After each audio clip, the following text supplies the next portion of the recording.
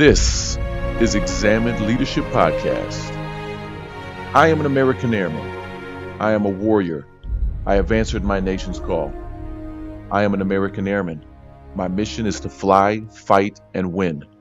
I am faithful to a proud heritage, a tradition of honor, and a legacy of valor. I am an American Airman, guardian of freedom and justice, my nation's sword and shield, its sentry and avenger. I defend my country with my life.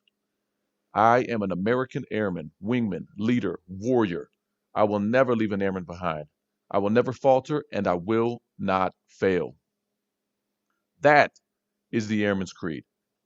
I first recited that creed in 2005 when I joined the Reserve Officer Training Corps at Brigham Young University. I was going to become an Air Force officer, and I did. I eventually commissioned in December of 2007, served active duty in the United States Air Force for 5 years. I finally separated after those 5 years of active duty in December of 2012. Loved my time in the Air Force. I served at the Defense Language Institute. I was at Maxwell Air Force Base training young cadets coming into the military. I taught at the University of Puerto Rico, ROTC, with cadets joining the military there, deployed to Afghanistan, and loved my time. I had a mission, I had an objective. It was wonderful. We're actually going to discuss the Air Force and continuing to discuss the principles of war today with an Air Force officer who is currently deployed in Afghanistan. On the line with us, we have Captain Michael Russell Lichty. Can you hear me, good sir? I can. Hey, Kurt. All righty. So this is great. Over here, it's what, 7:30 a.m. This is Saturday morning, 7:30. What time is it over there for you? 7 p.m. 7 p.m., same day, Saturday. Well, it's great to have you on the line. You may have heard, if you're listening, same last name. This is my younger brother, Captain Lichty. This is a leadership podcast, though. Although I am 2.5 years your elder, Russ, I have been following you my whole life, including ROTC. It wasn't until after you and our older brother Jan joined ROTC that I decided, hey, that's a good idea. Let me follow Russ into the military. So I did that.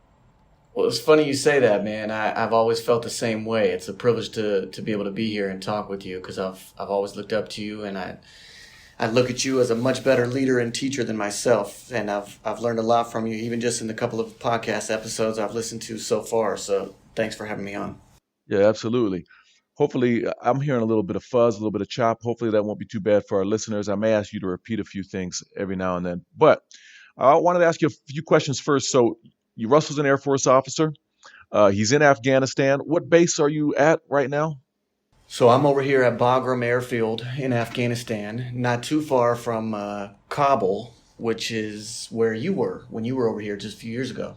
Yeah, Kabul was the headquarters of the International Security Assistance Force, ISAF, and I served there under General Petraeus for close to a year. That's where it was. Is ISAF still a thing? Is ISAF disbanded? What's the mission right now? Who's in charge? How many U.S. troops do we have there? And specifically, what's your role? Yeah, so Kabul remains the headquarters just of the new mission.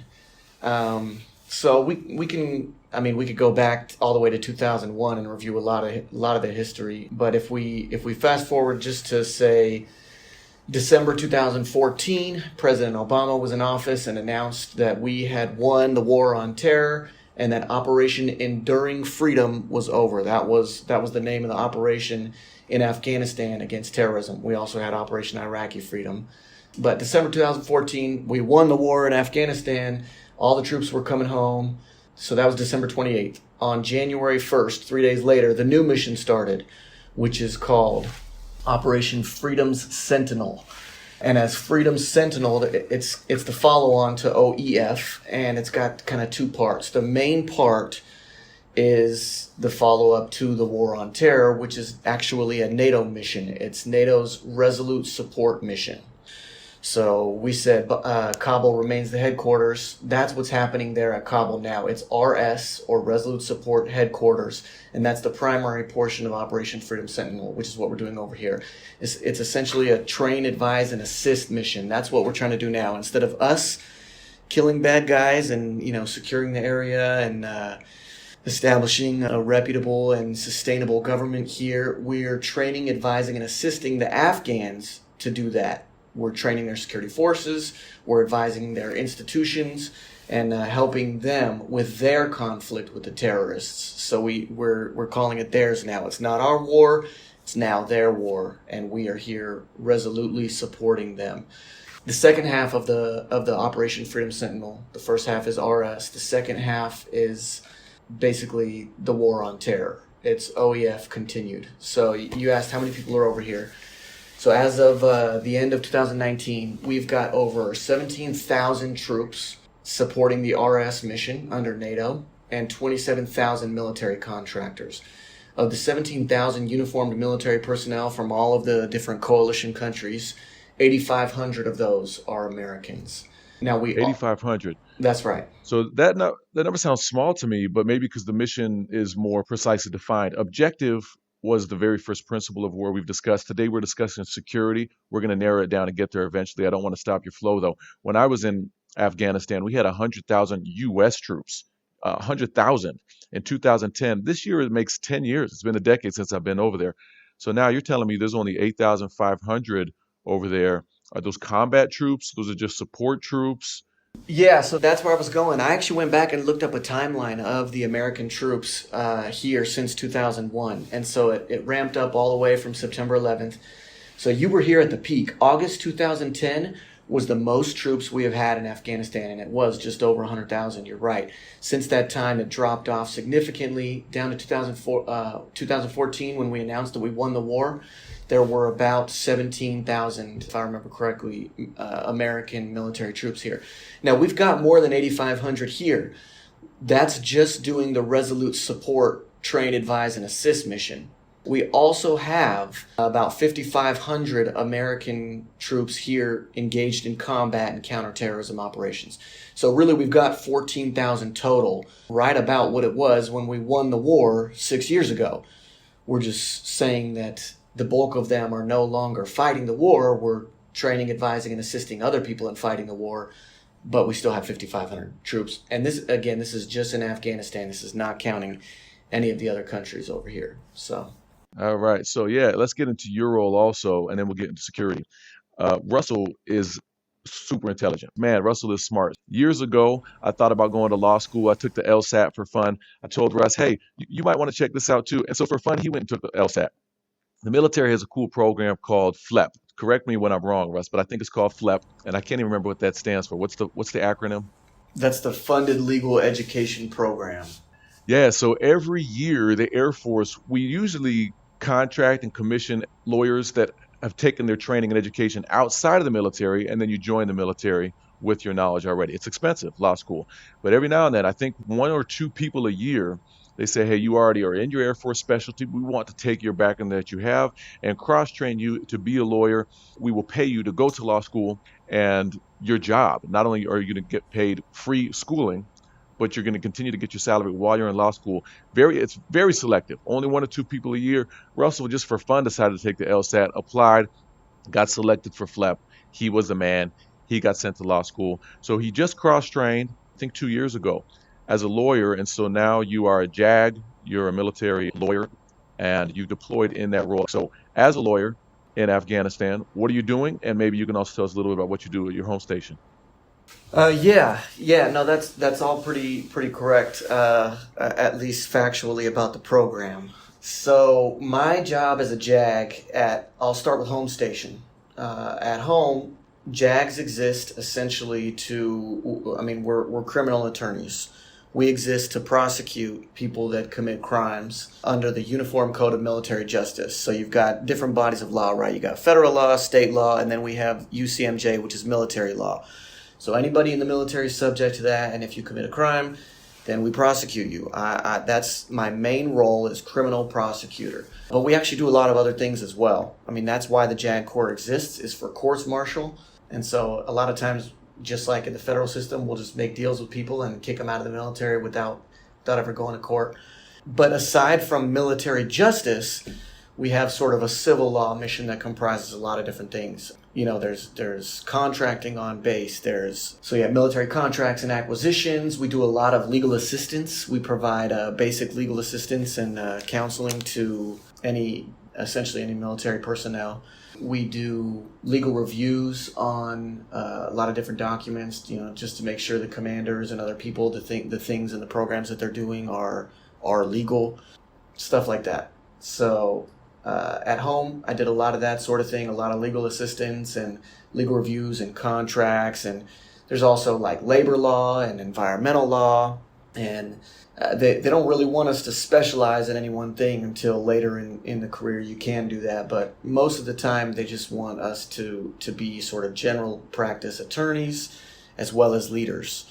And that was the whole point of the FLEP program, is to bring in folks that had actual military and specifically leadership experience into the JAG Corps, because by pulling attorneys from outside, or especially kids straight out of law school, they didn't have any leadership experience, and that's I think one of the main things lacking in the JAG Corps. So then they deploy us. Yeah, Yeah. I'm going to pause you real quick. That's one of our purposes with Examined Leadership. We find so often that people get promoted because they're good at what they do, or they're placed in leadership positions because they're smart, but they've never had leadership experience. They don't know anything about leading people and managing and inspiring and developing other leaders. It's something that's lacking in so many organizations. People pick being good at your job, being smart does not translate into good leadership. And so I think that's a smart thing to do, to take people that already have leadership experience and cross-train them. I think that's great. It doesn't always translate. You've got to have leadership experience, leadership training, and you had that through ROTC, through as soon as you came in, I think your first assignment in the military, you had dozens of people under you. You were managing all sorts of programs and different things to the Air Force. Anyway, fun side note. Go ahead and get back to your job in Afghanistan then. What do they have you doing there? What's your role there? Roger that. And the same was true of you. You came in as a leader too, and had a lot of experience doing that. So that's great. So over here they deploy the JAGs, and there's a couple dozen JAGs in country, and each one has a very specific role. So we've got some JAGs that are out here, and their whole job is to advise the Target Engagement Authority. Essentially, if you've ever seen Eye in the Sky, that JAG's job is basically just to advise whether targets are lawful targets or not, and are we allowed to drop bombs on these people or that building or whatever. They'll assess collateral damage, that sort of thing. We got other JAGs out here training, advising, and assisting Afghan judges and attorneys on how to prosecute terrorists and how to maintain rule of law over here within the court system. We've got other people, got a couple guys out here that work at Parwan prison with some terrorists. We got guys in the KAOC, in the Combined Air Operations Center, doing other sorts of missions. My job out here, I work at the Wing Legal Office at Bagram. So there's the Air Force Wing Commander here. He's the highest ranking Air Force guy. He's an 07. He's a 1-star general. And I'm his legal advisor. Now, really what that means is my role here is basically the same as it is at home. I do a lot of the same things that we do at home. But because of the nature of the operations out here, we do run into certain war-related activities. One example that we did just this week was there was a conflict between opposing U.S. 4A, which is U.S. Forces in Afghanistan, ROEs, our rules of engagement. So we had the Americans' rules of engagement, and we had NATO rules of engagement. And the conflict between the two rule sets was preventing 50 Afghan Special Forces dudes that our Special Forces operators are out there training and showing them and teaching them and then sending them on missions, right? So our guys teach them and then send the Afghans out on missions. Sometimes they get injured, sometimes they get hurt. So this conflict in the ROEs was preventing them from receiving medical treatment at an American medical facility at the base hospital here. So it was our job as the attorneys to coordinate with US 4A generals, to coordinate with NATO, kind of work that out and synchronize the two rule sets so that these Afghan Special Forces guys that we're training, that we're sending out on missions, so that they could get the medical treatment that they needed after their missions. So that was pretty cool. That is cool. That's important. It reminds me of Dad's job. So when I read the Airman's Creed, and I meant to ask you about what that means to you. I think we'll probably close with that. In the Airman's Creed, it says, "I am faithful to a proud heritage, a tradition of honor, and a legacy of valor." Not only is that true of our military history, but also our family history. I deployed to Afghanistan with our dad. We bunked together for a few months while we were over there in Kabul. And his job was to train the Afghan security police and the Afghan National Army. So he did a lot of that. That's going to kind of transition into our topic today. We're 16 minutes in here and haven't gotten to it yet, but I could just listen to you all day and teach us. For listeners' sake, let's transition. Sorry if I get too chatty, man. Don't hesitate to cut me off if I'm going too long on a certain subject. Oh, keep going. This is fantastic. I'm enjoying it. I'm sure our listeners will too. So we are covering the principles of war, and I hope this will just narrow our scope a little bit. Today, specifically security. You're still active duty. You're actually studying in a military school right now, in addition to being deployed. Can you teach us about the principles of war? Security is what we're talking about today. What does security mean? Who's running security over there for your base? What security incidents have you had recently? When I was in Afghanistan, the Macedonians were doing our security. So the base was covered. Everyone walks around. I had a sidearm and I had an M16 we carried constantly. Security is a huge deal over there. We're going to talk security home as well, even if you're not in the military. But over there, when I was there, Macedonians were covering security. It was a huge deal. Teach us about this principle of war and how security is being handled at your base, please. Yeah, that's funny that it was all Macedonians. Here on Bagram, at least right now, during this era, the Georgians do most of the security for Bagram Airfield, for the base. We actually have American Air Force Security Forces troops, the military police for the Air Force. They do the security for our flight line, so at the actual airfield. But for the base as a whole, Georgians run it as military personnel. And then we have a couple private companies out here who primarily hire Ugandans. So private Ugandan contractors and Georgian military are the security folks out here. Interesting. Yeah. So talking about the principle specifically, the purpose of security as a principle of war is to never permit the enemy to acquire unexpected advantage over you. So that's it very generally, and we'll unpack that a little bit. But never permit the enemy to acquire unexpected advantage. So if you have good security, what that does for you is it enhances your freedom of action by reducing vulnerability to hostile acts, to hostile influence, or to surprise, the enemy getting the best of you. You never want them to get the jump on you. Security results or is achieved from the measures taken by military commanders to protect their forces. So military commanders are in charge of that, and they've got a plan. They've got to understand enemy strategy, tactics, doctrine, and that's what'll enhance security. That's kind of a broad overview right there. Great overview. Yeah, and I'm already transitioning my mind into personal application. We'll get there in a minute, but yeah, that's a big deal. It sounds simple, just be secure. Get some locks on your doors. Make sure you've got guns at your gate. Make sure there's a big wall. Security. It sounds simple, but some of the things you said, understanding enemy's tactics. This is a little more complex. What is the enemy's tactics? Where are my vulnerabilities? How can I best protect myself? How do I stop? I've got a serious weakness here. I'm not prepared for this part. How do I stop that? Once you understand all those and really can prepare. In fact, I think you had an incident recently. I don't know if you want to talk about that or if you're able to talk about that. I was impressed. Well, I was terrified, first of all, when it was going on. I was reading the news and watching some video going on. We were terrified over here and praying for you. But I think this principle of security, because it was handled so well, you're okay, and our people are okay over there. Are you able to talk about that? Can you touch on that a little bit? Sure. Yeah, most of that has been publicly released, so I'll talk about that.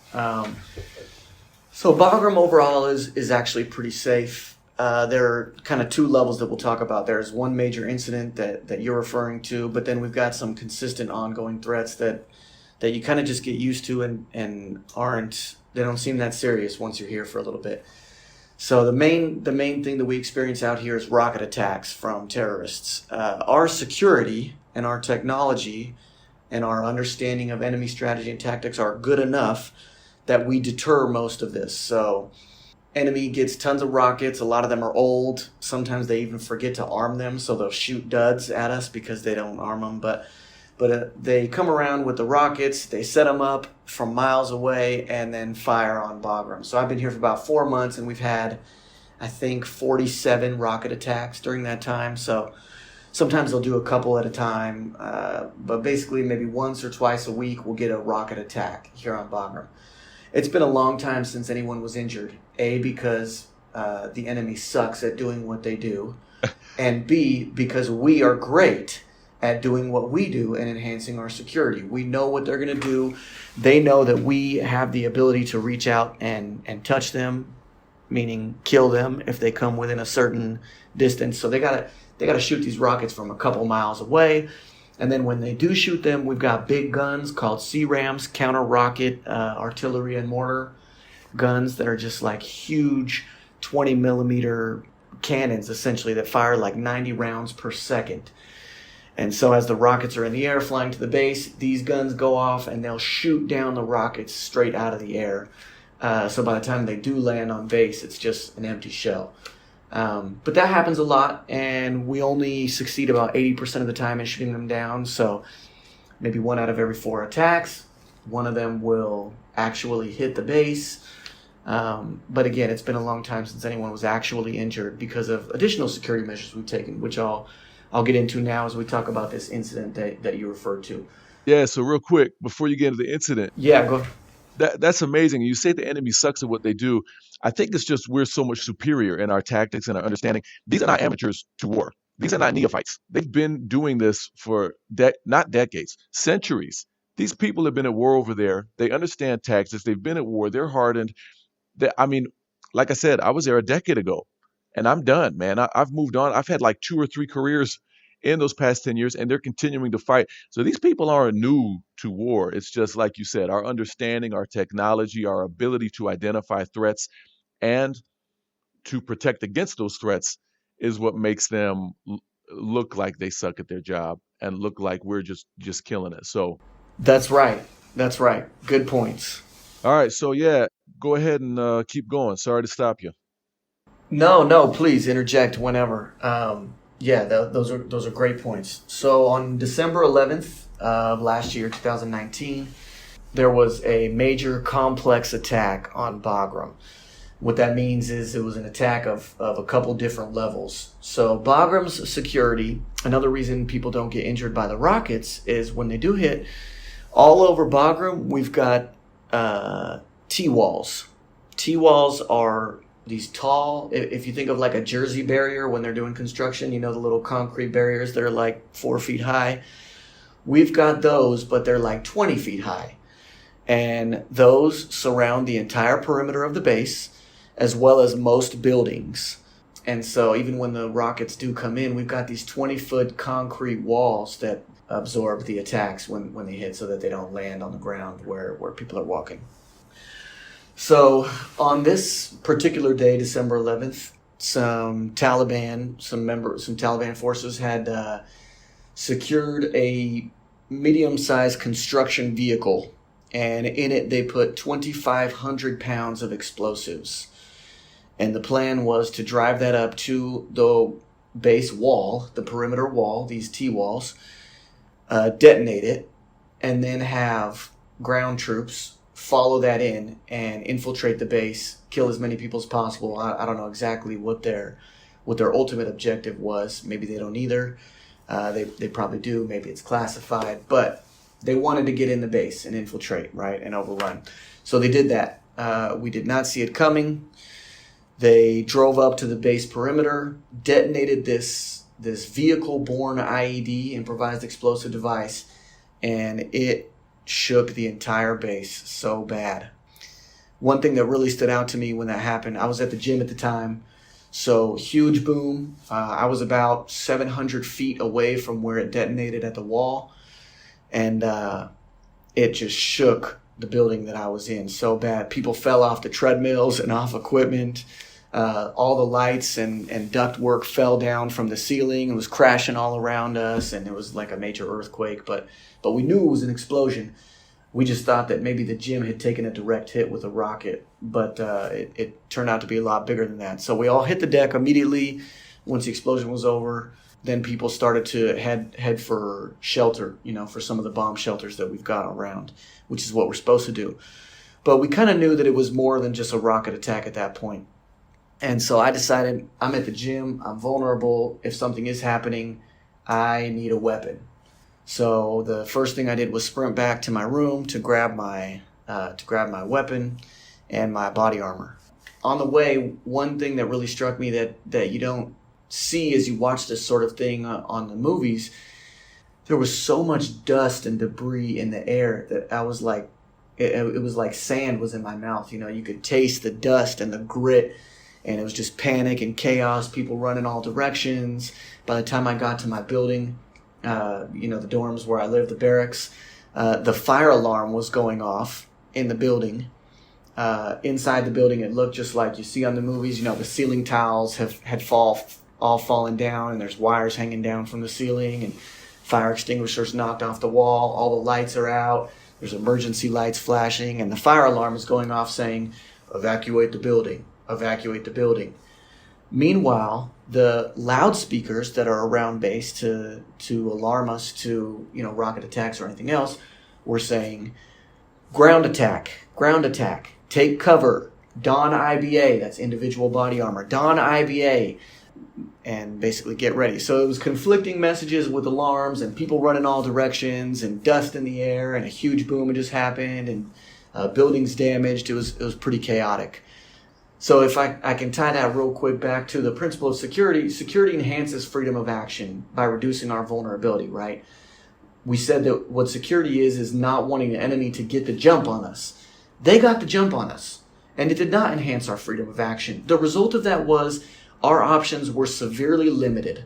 I got back to my room, I grabbed my weapon and my body armor, and I went out in the hallway, and there was a lieutenant colonel and a master sergeant running past.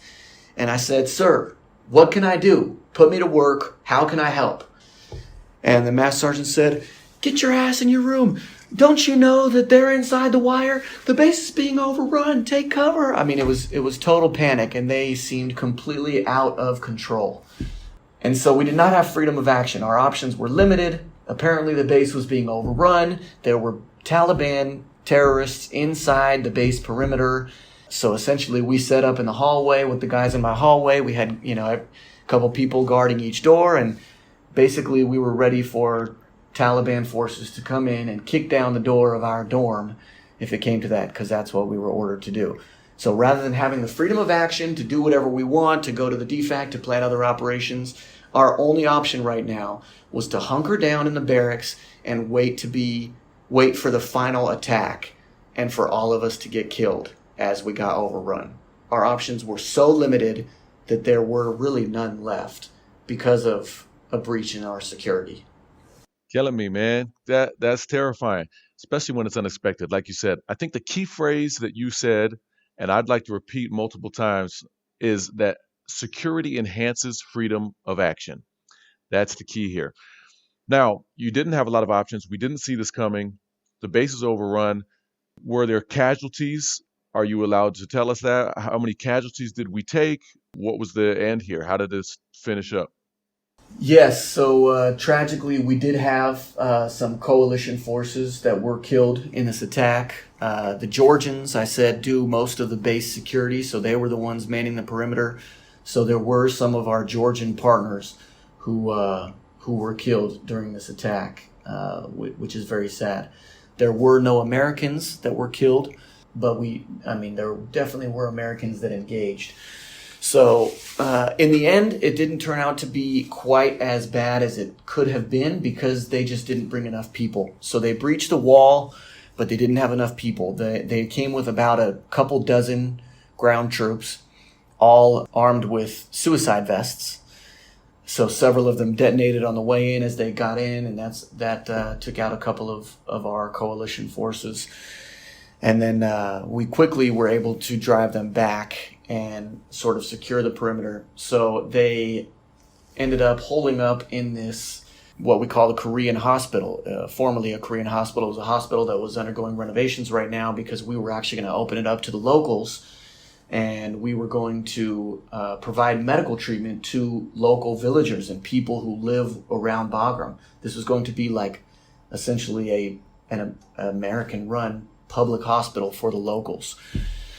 But luckily at the time there was no one in it because it was under renovation. So the remaining 3 or 4 terrorists at the end who hadn't been killed or killed themselves holed up in this hospital, and we didn't want to send any of our special forces guys in because they had suicide vests, and we didn't want our guys to get killed by those bombs. So after about 6 hours of a standoff, by the time we got them in there, the whole attack actually took much longer. It was really, really long time, but the fighting was pretty short. They went in there, and then there were several hours went by with the terrorists holed up in the hospital. And what we ended up deciding to do was drop bombs on our own hospital to take out the final terrorists. So it was, I mean, it doesn't seem that serious in some ways, because we ended up only losing a very small handful of coalition forces. But on the other hand, it was serious enough that we had F-16s dropping bombs on our own base to kill the last of the terrorists. So they severely limited our freedom of action. Yeah, that's and I was reading the stories about this. This is the first time we've spoken since the first week you got to Afghanistan. So I'm hurting, man. I'm really sad to hear that there were casualties. Reading the news, I didn't read about that. It's obviously tragic. We lost some lives. I'm really frustrated about that. I'm also frustrated that people think that the Georgian lives aren't important enough to report about. I mean, I read in multiple places, no casualties, no casualties, and maybe they were just referring to U.S. casualties. But you know what? Life is life, and that's yeah, that's tragic. Well, thank the Lord you're okay. I'm glad the security was good, and I wish we hadn't have lost anybody. When I was in Afghanistan, one of the main things as far as security I was in charge of, I worked for a two-star admiral, Admiral Herb. I was supposed to take care of the military technical agreement we had between the Afghans and ISAF, and we were making sure that legal agreement was okay. I was working in a legal office. Funny, I wasn't a lawyer like you, but I was working in a legal office, and also I was supposed to make sure that she was okay, that she was safe. Every Tuesday, we would have a meeting on base, and we'd invite the different ministries, the Ministry of Interior, the Ministry of Defense, Ministry of Finance, to come on base and work out this technical agreement, how we can coordinate better, how we can help your country better. And so every Tuesday, we'd have these different ministries and people show up, these different officials and diplomats coming on base, but we don't know these people. So my job was to screen them and scan them. I'd work with the Macedonians. I'd meet them at the front base. I'd have all the little street children selling me scarves and exchanging money out there. It was fun to play with the little kids there. So I'd be outside the base. I'd meet these Afghan diplomats and ministry officials and bring them into base. Well, we had to implement security procedures. Obviously, we can't just let anybody onto the headquarters of ISAF, walk right past General Petraeus' office, have a meeting on base. So we thought we had a pretty good procedure in place. We would contact the ministry, we'd make sure they'd send pictures of who they were coming. We would meet them at the front base. We'd pat them down. We'd have the Macedonians make sure that they were unarmed. And then I would escort them with the Chief Master Sergeant, an Australian Chief Master Sergeant, into the meeting. Thought it was pretty safe. But there was one guy, there was a dude that we were concerned about. He just looked fishy. And he'd come in, he'd kiss us on the cheeks every day as Afghan custom. We weren't sure about this guy. Even though we got the email saying, hey, this is who he is. He checked out. We decided to go to the ministry and say, hey, he's coming to our base every week. Can you tell us about him? And they're like, he doesn't work for us. I'm like, what do you mean? We got an email from you. Well, we never sent that email. That's not us. That's not our email. And so next time he came to base, like, hey, man, these people say they don't work for you. So, oh, I work for an outpost on the other side of the city. And so, yeah, I'm no longer with that office. So I took a couple Marines, had to walk down outside the green zone to this other post. And they don't know me, that we don't know that guy. And so for weeks, we're trying to track this guy down. In the meantime, he's still coming to our meeting. The admiral's like, hey, anybody who wants to participate in the process, they get into the meeting. So for weeks, we're trying to track down this guy. Finally, we showed the picture to the final office he said he was working for. They said, oh, yeah, we know him. I said, okay, great, good. He's safe, right? We know him. No, we know he's not a good guy. That's Taliban. This is a terrorist. So for weeks, I'm letting this terrorist onto the base, into these meetings, walking past General Petraeus' office. So we had to implement new security measures. We confronted him about it. We had to implement new security measures. We took pictures of everyone coming in. We had the Macedonians help with that.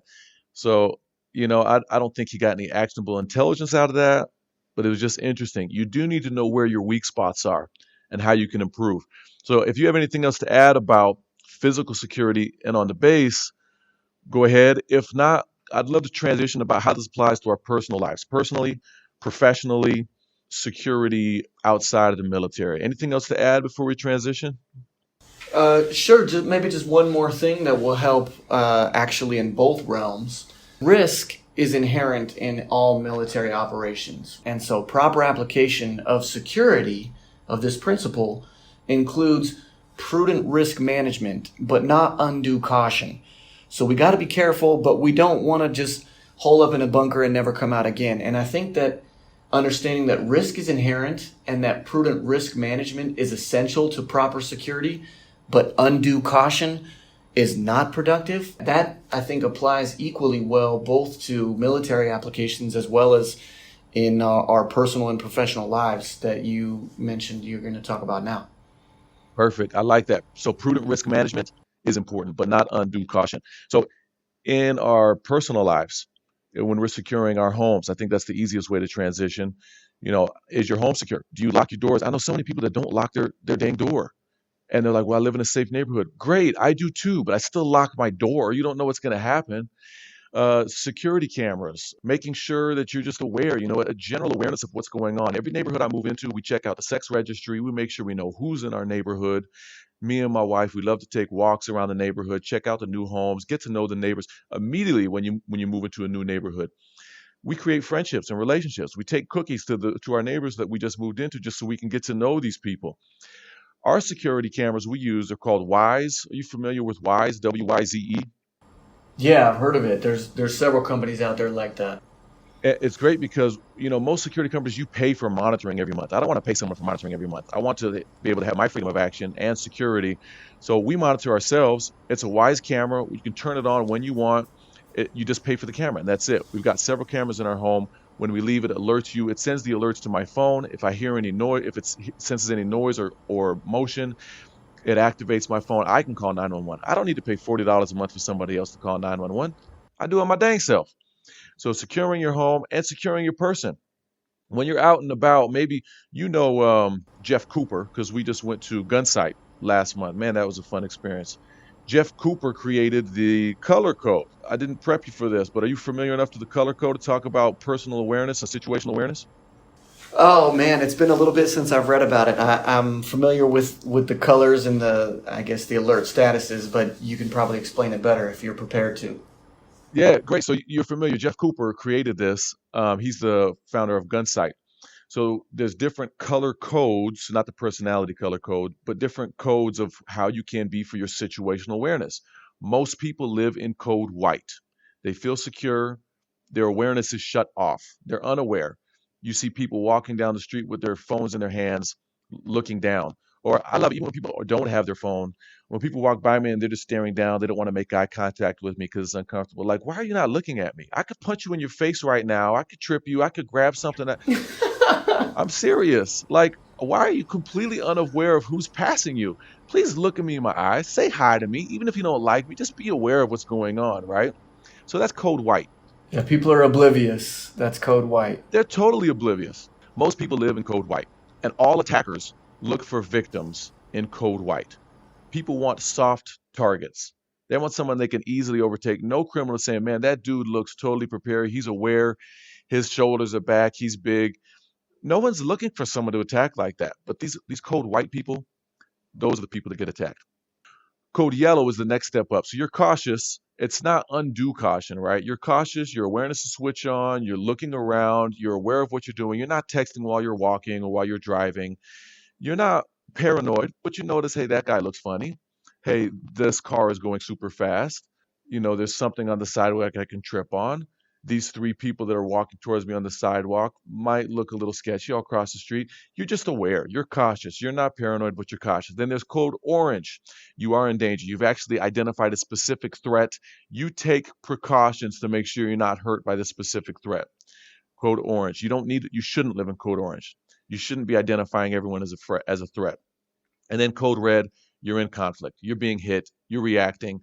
You need to react with aggression, with violence, quickly and swiftly to take care of the threat. Want to comment on any of those color codes or just life in general, situational awareness? No, I think that's really important to understand those levels of awareness and applying security to that. Obviously, we said security enhances freedom of action. By the time you're in red and you're being attacked, just like we talked about over here, Most people are never going to be at war, but somebody could be mugged on the street or have their home broken into. That reduces your freedom of action at that point if you are being attacked. The only thing you can do is react. Yeah, well said. Exactly. It's too late once I'm hit. We talked about Yes. this in the principle offensive. I have a rule that if you come within swinging distance, if I can pull my hand out and hit you in the face, if you look like you're going to hurt me, I'm gonna hit you first. I'm gonna knock you out. I'm not taking the risk to get attacked first, or even before then. Why are you within swinging distance? Can I please get out of your way before you get there? There's the Tueler drill. You're a gun trainer. You're familiar with the Tueler drill. With someone can hit you, can attack you before you have time to react. If they're within 21 feet of you with a weapon, with a knife, or with something else, they can probably get to you before you draw your weapon and fire within 21 feet. So keep your distance. If someone looks funny, or if you need to draw your weapon, or if someone has a weapon, keep at least 20 feet. And, who knows how far 21 feet is. I picture a basketball hoop 10 feet tall. If I have two basketball hoops laid down, that's how far 21 feet is. If someone is funny, if they're looking odd, if you're in code orange, you've identified a specific threat, keep that person at least 21 feet away from you. Get to safety, call 911, get to your car, lock your doors, whatever you need to do. Yeah. Yeah. 21 feet, maybe about 7 paces. So that's, we talked about security being the measures taken by commanders to protect their forces. You're talking about yourself as well as your family as you guys go on walks and stuff. So you're the commander.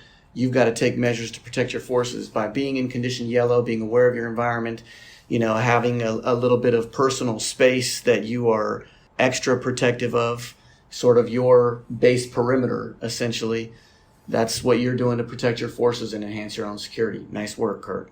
Yeah, absolutely. And you mentioned I'm the commander at work of my employees. I'm the commander of me, at least, right? Everyone's in charge of you. Nobody else should be in charge of you. So even in my own personal security daily, not only am I aware with the color code, but I take measures to understand the enemy's tactics. If there is someone that wants to hurt me, how can I avoid this? It's safe sometimes to take a different route to work every day. I try not to take the same route. I try to take State Street. I'll take I-15. I'll try to come in the back way at work. I'll park in a different spot. I try to mix it up enough. I'm very routine oriented, so it's difficult. It takes some work and awareness, but I try to mix it up so I'm not always arriving to work the exact same time in the exact same way, parking in the same place. I don't want my routine to be so well known that if someone were going to hurt me or my family, that they know exactly when and where to strike.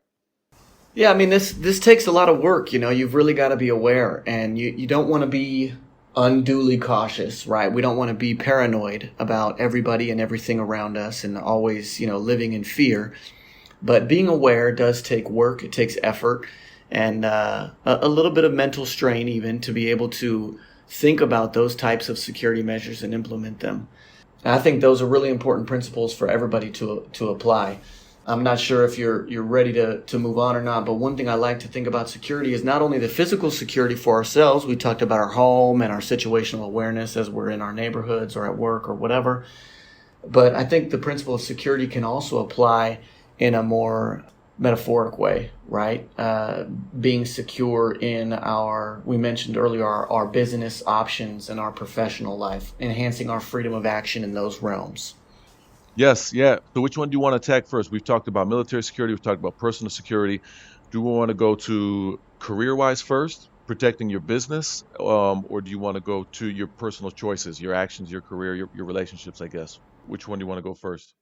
Let's start with personal, just because I think it's more widely applicable, right? You're always going to have personal relationships, like with your own family and other things, and you're always going to have security in your life, whether you're at your current job or the next one or the next one or retired. And so the way that I like to think about security in that sense is, we talked about enhancing freedom of action, right? Another way to say that is keeping your options open, keeping doors open.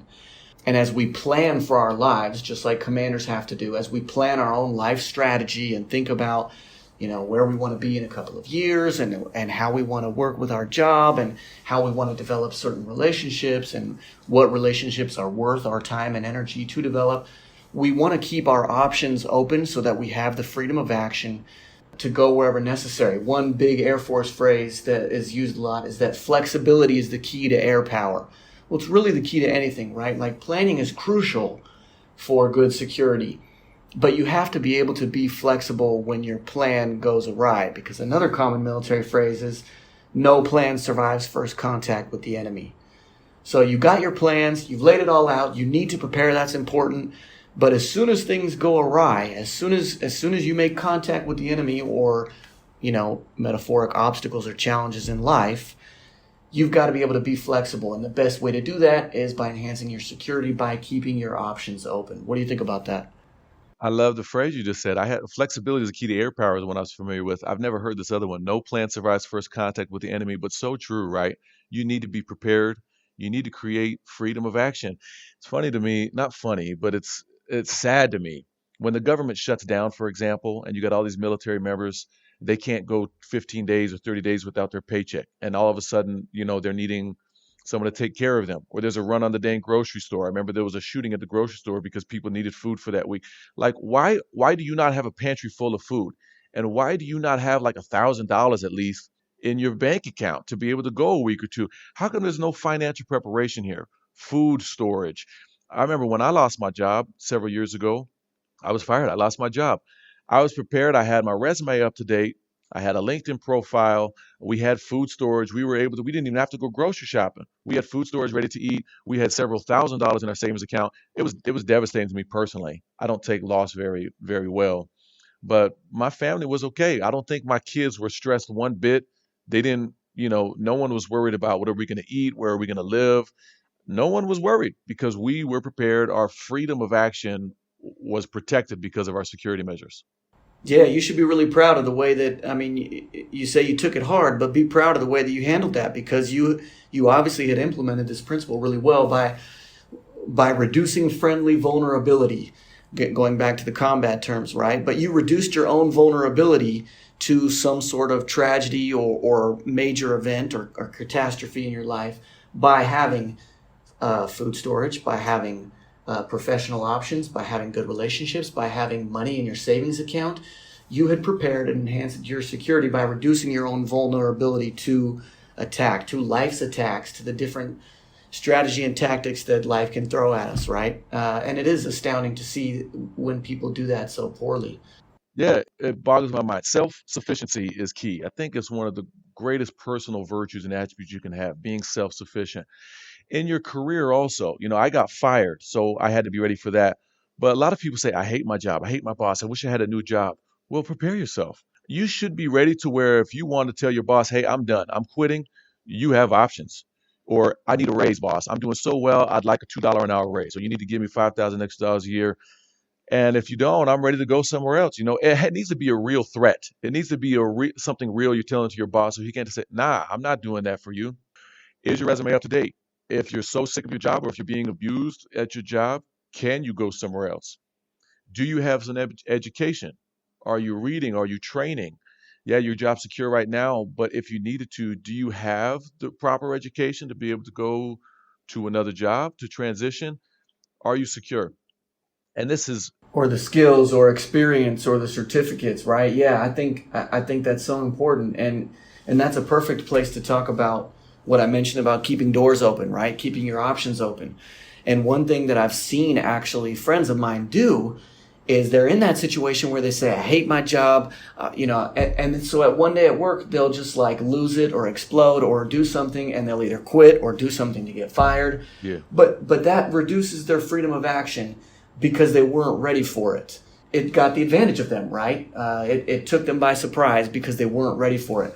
And so the key here is keeping your options open. If you've got option A, which is quitting, and option B, which is sticking with your current job, by choosing option B, you still have option A anytime you want to. You can quit anytime. yes, But as soon as you choose option A, that forecloses option B. You cannot stick with this job once you quit.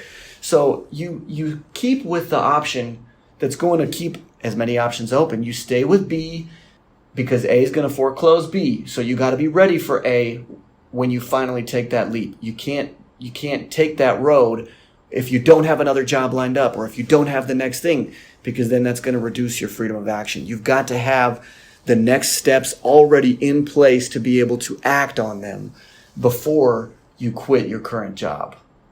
Perfect. I can't stand it when people quit their job and they don't have another job lined up. I have a friend who recently quit their job. It's been about 60, 70 days now, and they can't find another job. Like, why did you quit your last job without having another job lined up? Like, I know you were tired of your job, but this was foolish. This is not good security. Your freedom of action is so limited now. You should never do that. Now, personally also, what are the threats to your family? What are the threats to your marriage? I love the love languages. I really like to know, how do I speak love to my wife, to my kids? Am I not giving her enough quality time? Does she need to be validated more with receiving gifts? Is she furious with me that I'm playing my dang Xbox every night for 2 hours? Or, I gave her a garbage gift for Valentine's Day? Or, what are the threats? What are the main threat? Am I a porn addict? Is this something that's going to threaten my marriage? What are the main threats to my marriage, to my family? And then now, what steps can I take to mitigate those threats? I have a friend who came to me recently and asked me to put a lock on his phone and on his tablet, his personal devices. He didn't say why, but I think I knew why. I think he had identified a threat, he had an issue, and he said, I want these parental locks placed on there. You're a trusted person. Can you please put a security code on here so that I can protect myself? I was so inspired. I admired that choice that he made. I don't think everyone needs to do that, but I thought that was a wonderful choice. Or your marriage again. It's okay to go seek therapy. I've been to therapy for my personal life, for my marriage life. Even if your marriage isn't right now in threat, again, why are we waiting until we're being attacked? Is there some way you can better communicate with your partner? Can you go seek out a marriage therapist right now? Can we improve even if it's not bad right now, right? Too many people wait till it is bad to start taking action. What can I do now to mitigate threats in the future? What do you think? Yeah, I think that's really, really well said. Whether it's your job and planning ahead, taking steps to figure out what the next steps are, whether it's an internal promotion or lining up the next job or several options outside so that you've got places to go, or whether it's your marriage or your personal relationships or your finances. All of these things take work, right? They're not just going to happen to you. You've got to actively take measures to protect your assets, your forces, your relationships, your job. You've got to plan ahead. You've got to try and think about and war game, essentially, like, run scenarios in your head about different challenges that you may come across in life or in your marriage or whatever, and plan ahead. These are the types of things that you do when you buy your wife flowers out of nowhere. You're planning ahead for disaster. You are shoring up your security by investing in that relationship before it gets bad. Again, since we're talking military so much and applying that to personal life, another phrase that's very common is a Latin one. And I mean, I don't speak Latin, but it's something along the lines of si vis pacem para bellum, which is, if you want peace, prepare for war. So in times of peace, you need to be preparing and enhancing your security so that when the threats come, you're able to deflect them or avoid them or simply combat them and shut them down immediately, so that it's not an actual wartime event. It's just a mitigated threat, as you called it. And how much more peace of mind does this give you? You remember the Prudential commercial? We used to watch the NBA Finals, and during the NBA Finals, they would always, Prudential, peace of mind. It comes with every piece of the rock. And they have this mountain logo, right? It does. I mean, having life insurance, having just insurance in general, it gives you peace of mind. You don't have to scramble when a disaster hits you or your family. You're already prepared. So, yeah, it does take work. Being default aggressive, we talked about the principle of war offensive, attacking this early. It actually saves work in the long run, though. So it does take a little bit of work up front, but in the long run, you've got peace of mind. You don't have to scramble when a disaster hits you. This is saving you time and energy in the long run. You made me think of two examples I'll share real quick. Well, before you get into the examples, can I add on to that? It really does save you work in the long run, because you're avoiding war, right? Or in normal everyday life sense, you're avoiding 9 months of unemployment or divorce and all of the costs and time that come with divorce and how difficult that is. You're avoiding all of those wartime, major, large-scale events by doing the smaller steps to prepare for war in times of peace, by enhancing your security when things are good. Yeah, absolutely. And my wife and I, we talk about deposits, preparing for peace with each other. It's like a bank account. For every time I compliment my wife, that's a deposit. Or when I buy her flowers, or when I cook her dinner, or when I'm doing the dishes, or, and this isn't helping your wife. This is a requirement. You're supposed to do this anyway because you're in a marriage. I hate when people say, I'm helping my wife with the dishes. No, dang it. These are your dishes too. You need to be cleaning up. You got the wrong mentality to begin with. That's a different topic though. Yeah, and nor does that entitle you, right? Like doing those things doesn't then entitle you. It's not like your spouse or whoever you're in a relationship with owes you something because you made these deposits, but you are enhancing your security. Absolutely. Yeah. So you should be doing this anyway. But the more you compliment and do nice things and speak the love language, those are deposits into a bank account. And so I have a balance. There's money in the bank. No one's perfect. Every now and then when I say something rude or when I'm insensitive or when we get in an argument, that's a withdrawal. I'm taking out funds of this emotional bank account. Now, withdrawals are always bigger than deposits. You cannot ever deposit as much as you're withdrawing. So I've always said you need to have at least two deposits for every withdrawal that you make. My wife likes a 4-to-1 principle better. Actually, she just told me this last week again. She teaches at high school. She's an ESL teacher, and same thing she applies with her students. For every 4 compliments she gives them, she feels like she can have a withdrawal. Hey, let me counsel you on this. Let me correct you on this. This is incorrect. But she's constantly complimenting and looking for the good and validating them, right? So every time you withdraw, it's probably 2, 3, or 4 deposits worth. So you can't constantly withdraw and complain about something with your kids or your wife or your employees, right? If you've got people that work for you and you're constantly having these emotional withdrawals saying, hey, you're not doing this right, you're doing this, or hey, you messed this up again, nobody's going to want to work for you. No one's going to want to stay married to you. You're going to lose friends this way too. Stop withdrawing without depositing at least 3 or 4 deposits in the account first. That's a really interesting way to look at it. I've never thought of that before. Well, great. Yeah, check it out. Start applying it. It's worked for me. I don't have perfect relationships. In fact, that's one of my weaknesses. I am very aggressive. I'm not as sensitive as I could be to some of my relationships. So security wise, I do need to work on that, my personality. The other example that I was going to give with physical security you made me think of is my wife and I do this drill sometimes where I'll pretend to be a burglar or I break into our home. She's in bed. She has the gun in, the place where we have it in our room. We replace it with a pellet gun. And we're very, very particular about that, right? Got to make sure there's no ammunition in the room where you're actually going to be testing. So we replace it with it's an airsoft gun actually. And I'll break into the house. And when she hears me, she has to get out of bed. She has to get the pellet gun. She has to come and kill me before I get into the kids' rooms, before I can hurt them. So she's practiced this. She knows exactly what to do. We have a plan. It's already been practiced out.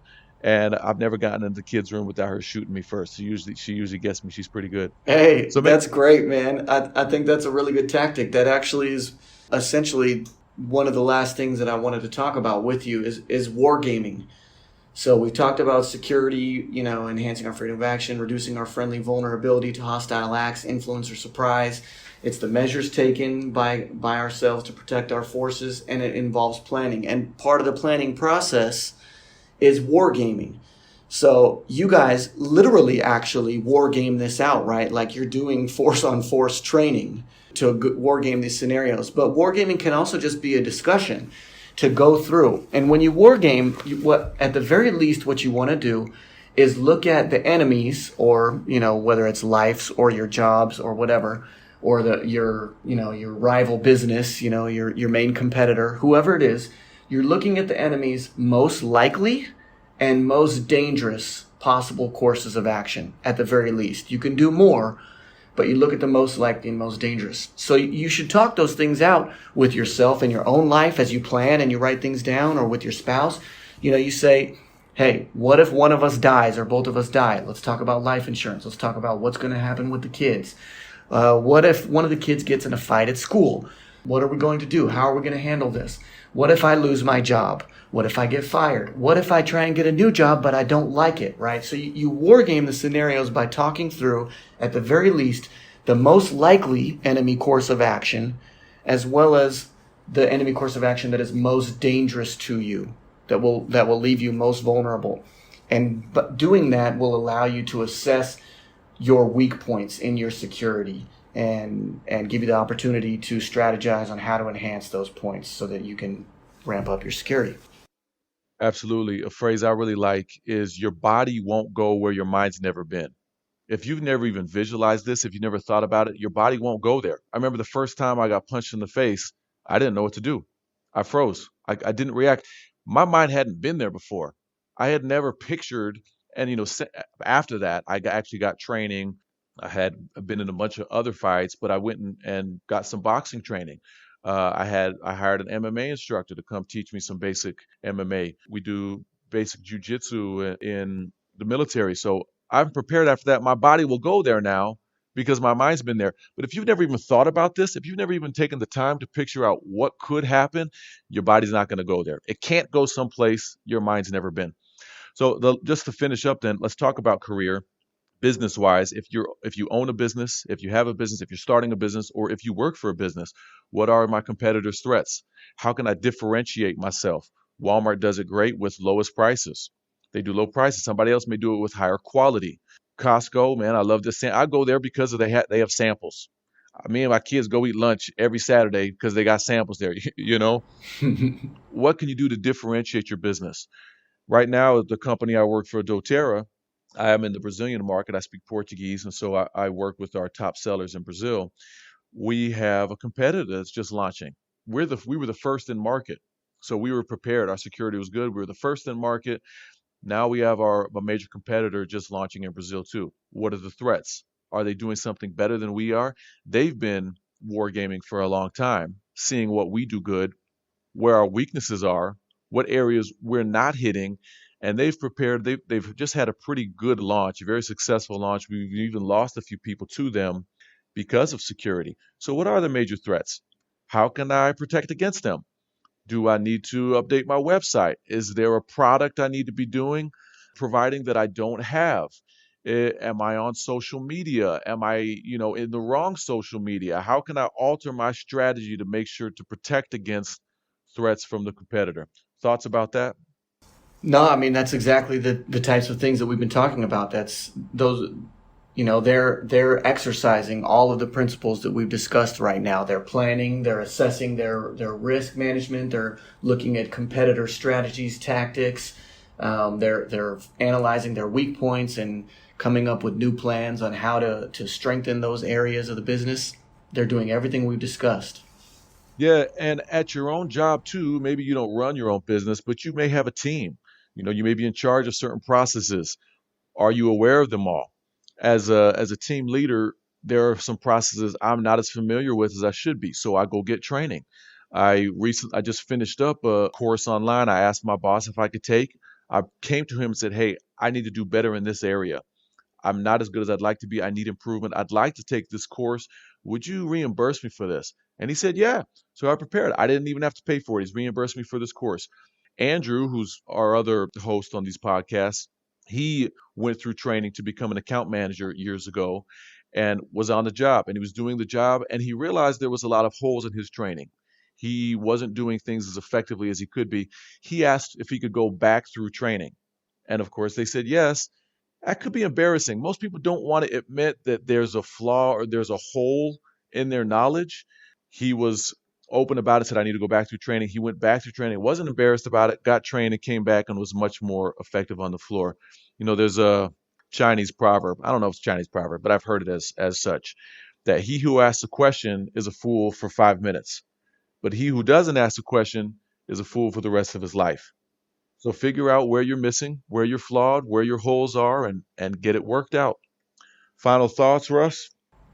Yeah, that takes some proactivity and some humility to be able to objectively assess those things or admit that or ask for help or request training. But that's great. No, my final thought would just be Yeah, I think these principles are very important.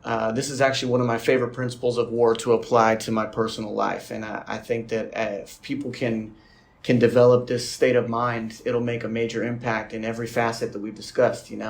Planning and prudent risk management in your life. Cultivate your options. War game out your threats. Analyze your security, and we've talked physical security, your relative security in your life, your professional security. Everybody needs to be a good commander and take measures to protect themselves and their forces. If you want peace, prepare for war. Absolutely. Thanks so much for joining us. This has been fun to connect with you overseas. God bless you over there. I do want to finish asking you the question I meant to ask you at the beginning. The Airman's Creed, I still say it every day. Maybe not every day, but at least weekly. Just yesterday on the treadmill, I didn't want to run the 3.5 miles I was running. Halfway through, I'm like, I'm going to hit the stop button. I don't want to run. And the Airman's Creed came to my mind. No, I am a warrior. I have answered my nation's call. I can do this. I say it I didn't have to read it this morning. I've recited it. I've got it memorized. It's part of my state of mind. You mentioned security isn't just a principle, it's a state of mind. Would you close and tell us what the Airman's Creed means to you? Yeah, I mean, just like you just said, it's kind of like a vision statement, right? So it not only defines my current role and state of mind, but also it's aspirational. It gives me something to strive for, to look for, to constantly attempt to improve and live up to. I mean, that could be a whole nother podcast, right? Mission and vision statements for our lives and for our business, but that's really what it is for me. Yeah, that's principle objective, first principle of war. I like how they all tie in together. Understanding all 9 principles, and actually, you taught me that they've just added 3 more. I'd love to get you back on the podcast and teach us those 3 new principles of war. I actually don't think they really fit into the same category, but we can discuss that later. Utilizing all 9 of these principles of war, understanding them well, applying to your own life, you'll be a better leader.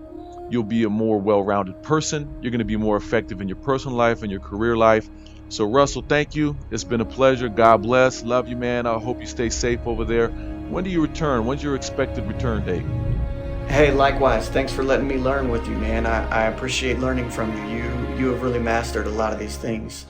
I'm slated to come home in 2 months in April. Okay, well, good.